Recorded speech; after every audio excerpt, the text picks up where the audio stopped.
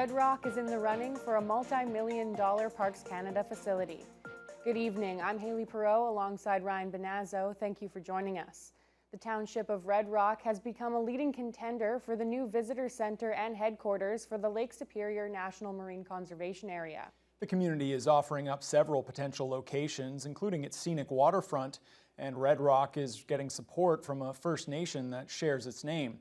The $37 million facility was originally planned for the Nipigon Marina. Parks Canada held a groundbreaking ceremony in May of last year, but the project was halted when the remains of an Indigenous man from at least 4 centuries ago were discovered. Members of the Red Rock Indian Band held a protest demanding that all ancient remains be returned to them. Parks Canada then announced they would find another site. Red Rock Mayor Darkis Robinson says they have a great location at their marina. Red Rock Indian Band Chief Alan Odawa has sent a letter supporting the town as long as proper studies are done. Meanwhile, Nipigon Mayor Suzanne Kuko says their town has also offered several new locations. There's no word on when Parks Canada will select a new site for the facility. Kevin Holland, Ontario's Associate Minister of Forestry and Forest Products, says he's focused squarely on supporting the sector in the face of rising U.S. anti-dumping duties on Canadian softwood lumber. Holland calls the latest Trump administration decision disappointing but not unexpected. Justin Hardy has the details. This is center of my desk right now. Associate Forestry Minister Kevin Holland says he can't currently say exactly what programs his ministry is developing to support Ontario's forestry sector in the wake of rising U.S. softwood lumber duties, but it's his top priority at this time. This has been since really I've landed in the file almost a year ago now that this has been the focus of our ministry to really address this. We understand the importance of it. There are 2 types of U.S. duties. The anti-dumping duties have risen from 7.6% to 20.5%. And the countervailing duties are scheduled to more than double on August 8th, meaning total lumber duties will have jumped from 14.4% to nearly 35%. Holland says this won't just hurt the forestry sector, but also drive up housing costs in both countries. Let's be real that we're dealing with a president that is extremely unpredictable. The World Trade Organization has ruled several times over the years that these duties are illegal.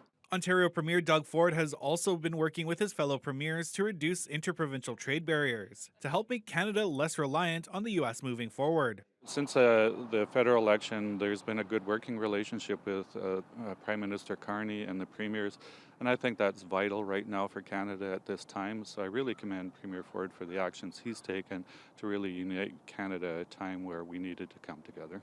Justin Hardy, TBT News. It's been exactly 1 year since Richard Graham went missing, and Thunder Bay Police are renewing calls to the public for any information on his whereabouts. A news conference was held this morning with city police and members of Graham's family. Gee, it's just like he walked off the face of the earth in the heat of that day. It's been a very difficult time for our family. The stress level is beyond what anybody could ever imagine, believe me. But we've dealt with it and we've tried to motor on. The 42-year-old was last spotted on the morning of July 30th, 2024, leaving the Esso gas station on Cumberland Street and getting on a city bus. However, it's unknown where he got off. The items he had on him also haven't turned up, including his phone, backpack, or clothes. Detective Kevin Bradley says they've done extensive searches and received numerous leads, but nothing has led to Graham's whereabouts. There's been some information that has come in from various sources, and of course we have to weed through that information to confirm its credibility. And we have done those. We have done that follow up. And there's stuff that does come in.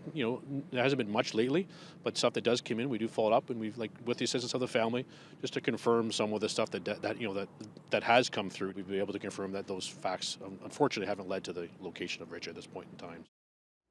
Graham is 5'6", Caucasian with a slim build, medium-length red hair, a red beard, and hazel eyes.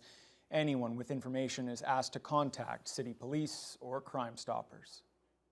Officials with Habitat for Humanity are expressing gratitude to the community for its support following a break-in and theft at their latest home build on Alexandra Street.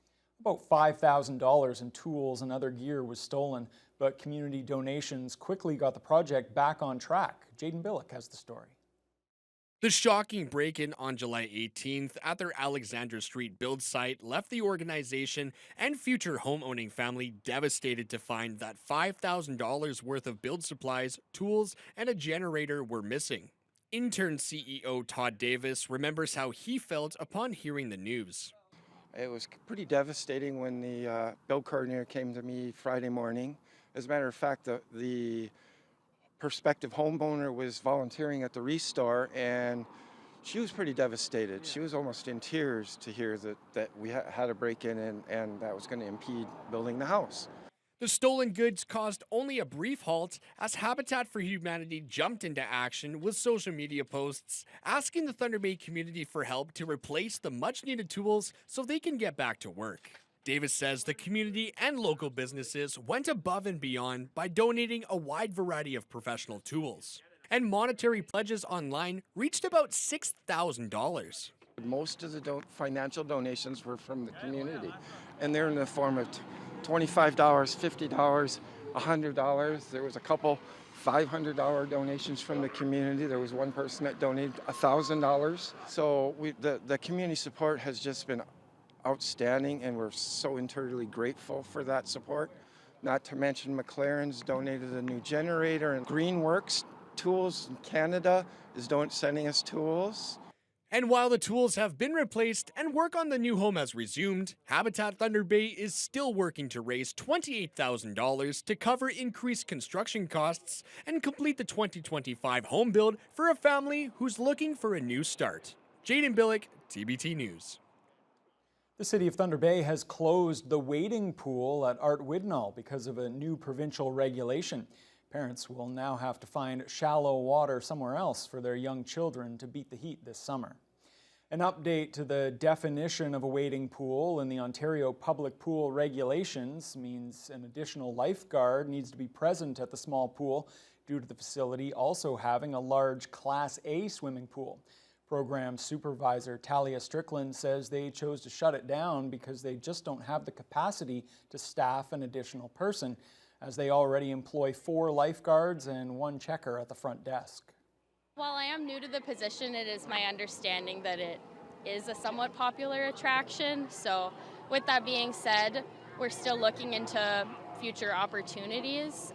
While we don't have the wading pool regularly open at this time, we are hoping to bring in other activities that are family friendly that will enhance that space. We're also encouraging, if people would like to have like a shallow water play experience, they are welcome to visit other places that have shallow water, such as the Canada Games Complex, Churchill Pool, and other splash pads around town. Strickland notes, however, that the wading pool isn't gone forever and will be reopened for the Widnall Pool Festival on August 12th.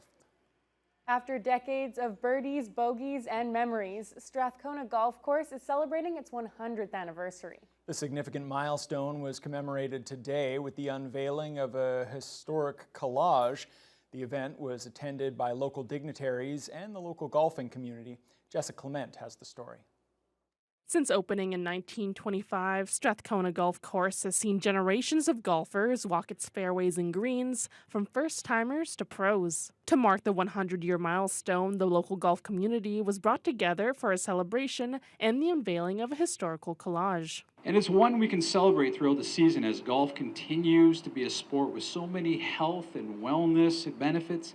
The golf community grew around Strathcona, which has always been a welcoming place that encourages people of all skill levels to try the sport and enjoy the many benefits it brings. The collage commemorates the course's rich legacy in Thunder Bay's recreation and sports history and includes photos from over the years. It's on display by the putting green. The event also saw a ceremonial putt using a 100-year-old putter and golf ball once played by 1930s Strathcona Invitational champion Johnny Henry. The city's golf services supervisor, Pat Berezowski, says celebrating and remembering the golf course's history is important. All I'm trying to do is just make it more visible for the public, for our up-and-coming junior golfers that, would not maybe see a program from the Strathcona Invitational, but they're going to see this collage every day when they come here and putt.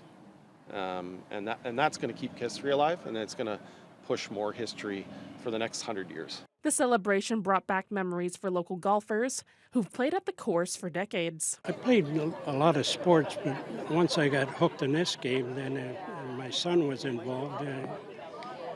He played here, and then he turned pro. He played the Canadian Tour for a year, and then he had a scholarship in North Carolina. I got introduced to the game of golf, and I fell in love with it.